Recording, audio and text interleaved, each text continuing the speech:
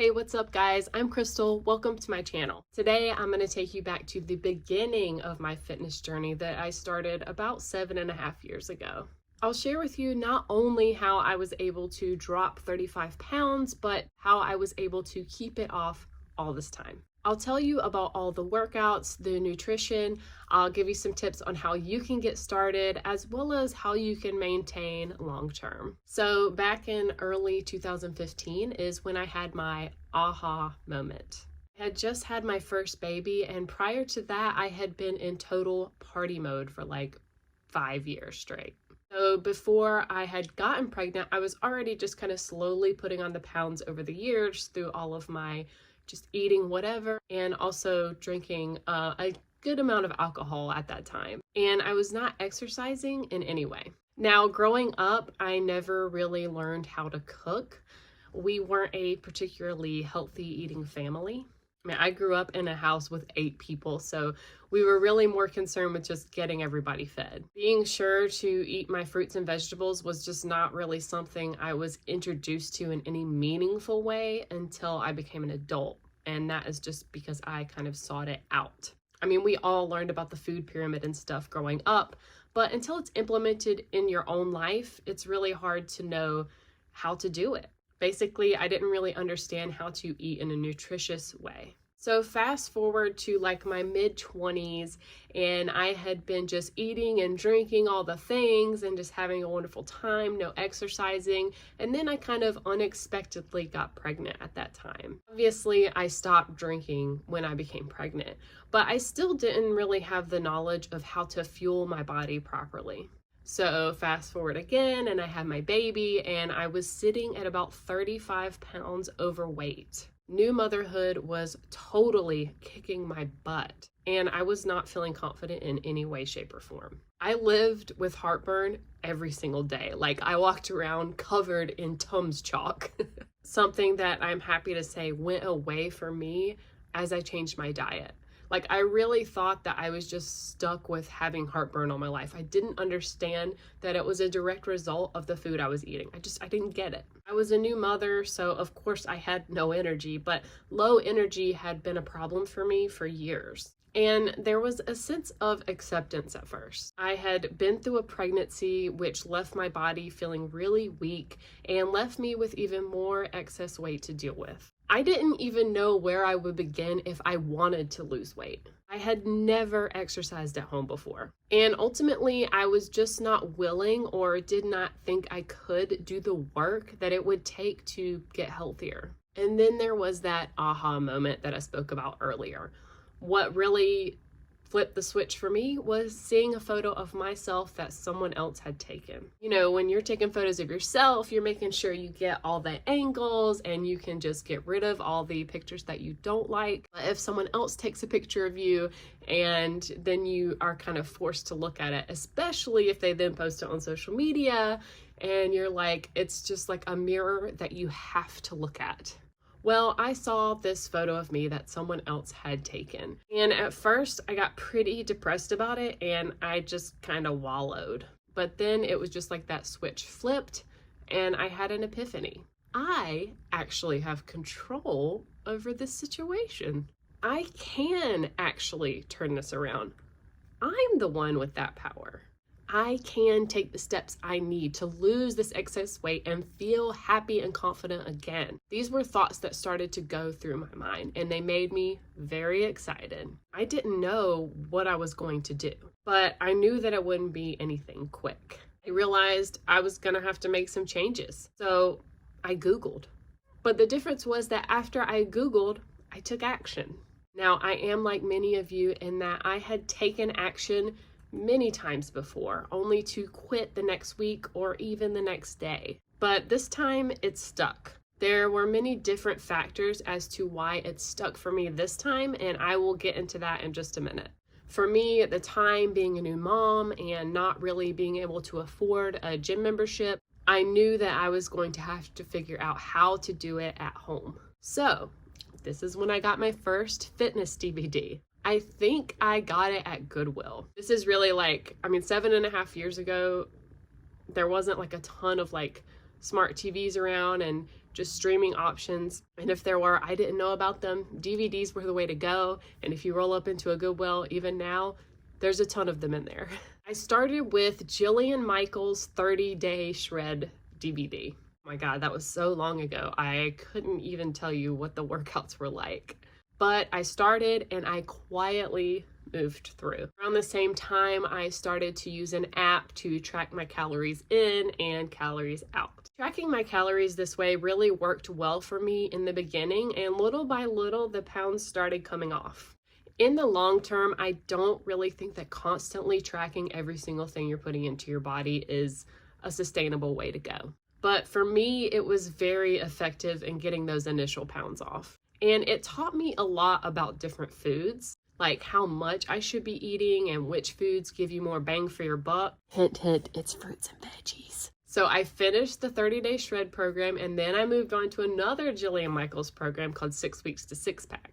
Spoiler alert, I didn't actually get a 6-pack in 6 weeks, but I did continue to lose the pounds. And let me be crystal clear, had I not changed my nutrition, I would not have been able to lose the weight as much as I did. I also added in walks with my daughter and dog, which gave me a little extra calorie burn each day. The walks were actually also really good for me mentally because I was getting outside, I was getting fresh air, I was getting some sunshine, I was listening to music. I would even take a grocery bag and pick up trash because there was one street along our neighborhood that people just threw their trash out. Like, why do people do that? Why do people do that? Anyways, I took a bag and I would pick up the trash, and it also made me feel like I was helping my community. From there, I fell into a disciplined and consistency mindset. I was finally in my routine, and I had accepted the fact that this is something I was going to be doing for life, not just for a little bit. I was not always motivated. I was not always energetic, but I had developed that discipline that I needed to stay consistent. Once I got to that point, my world just completely opened up. I began doing all different kinds of fitness programs at home, and I was really excited about it. I moved on to primarily Beachbody programs, and I still do their programs to this day. I have tried different nutrition plans. I have tried different detoxes and cleanses. I did the Whole30.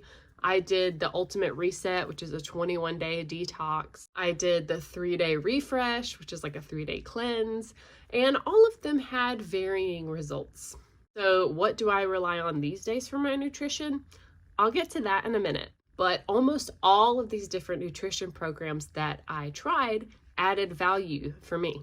By trying the different eating plans, I learned about different kind of foods that I would not have learned about otherwise. Sometimes I learned how certain foods were affecting me and my body. I tried new recipes and continued to learn how to cook. So I won't be sitting here and saying that this one nutrition program was the end-all be-all. There are a ton of options out there, and one size does not fit all when it comes to eating. I think it's a good idea to try different things with an adventurous attitude, and then you can kind of figure out what's going to work for you long term. What I would say is that please make sure that you're not doing anything where you are starving yourself. With time, consistency, and sticking with things that were working and were enjoyable for me, I dropped all the weight I gained from my pregnancy and then some. And I've also gone through another pregnancy since then. My body has changed after each pregnancy, but both times with care and patience, I have been successful in getting down to a healthy weight postpartum. So what were the things that helped me in losing my initial weight? I'm going to tell you right now. The first thing that helped me out was simply learning about nutrition. I learned how to properly read nutrition labels. I learned how to shop the perimeter at the grocery store. I learned how to cook. This all took time. I had to build up my repertoire of recipes. I'm not one of those people that just is a great cook. I had to learn. I don't necessarily love cooking. I just love eating. I became aware of all the things I was doing that was adding calories that I wasn't necessarily aware about, like adding creamer and sugar to my coffee, eating nutrition bars or other processed foods that claimed to be healthy but really weren't, and drinking alcohol as much as I had been.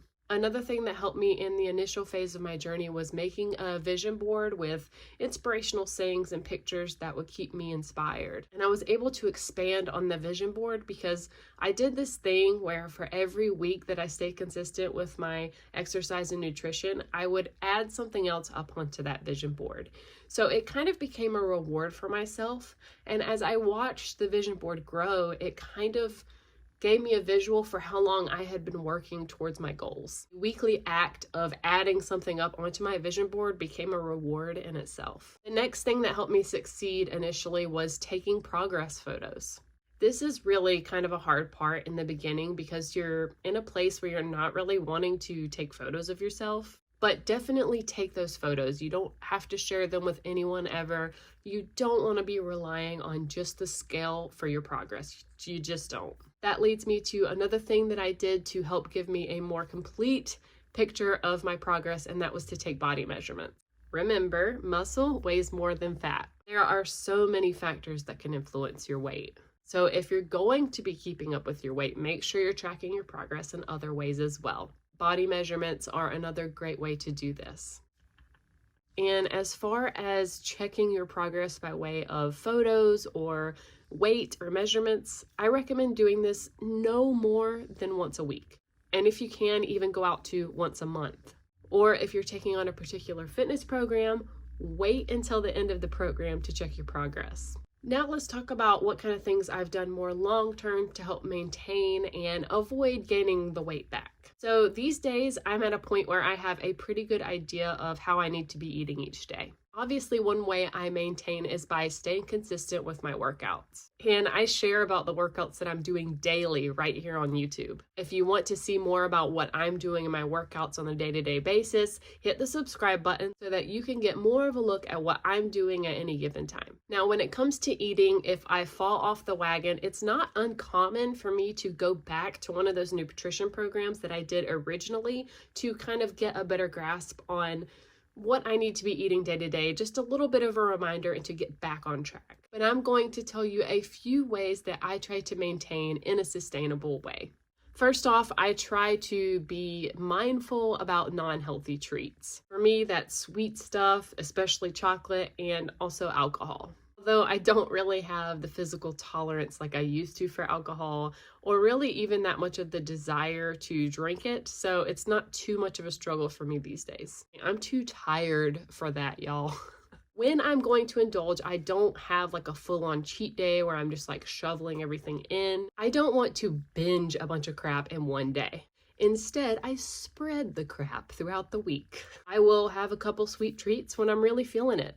Once or twice a week, I will have myself a cheat meal where I'm not so much worried about the contents of what I'm going to be eating, but more so how much I'm going to love the taste. That being said, even when I do eat and drink, I'm much more aware of my body's cues. So if I'm eating a cheat meal and my body's starting to feel full, I try to listen to my cues and stop eating. And a big part of that is just knowing that I'm going to feel real crappy if I overeat. If I'm drinking and I start to feel the alcohol buzz, I'm like, cool, this is good. This is where I need to be. I can stop now. Saying that now sounds like common sense to me, but you know, when you're kind of in like college party mode, it's not always the case.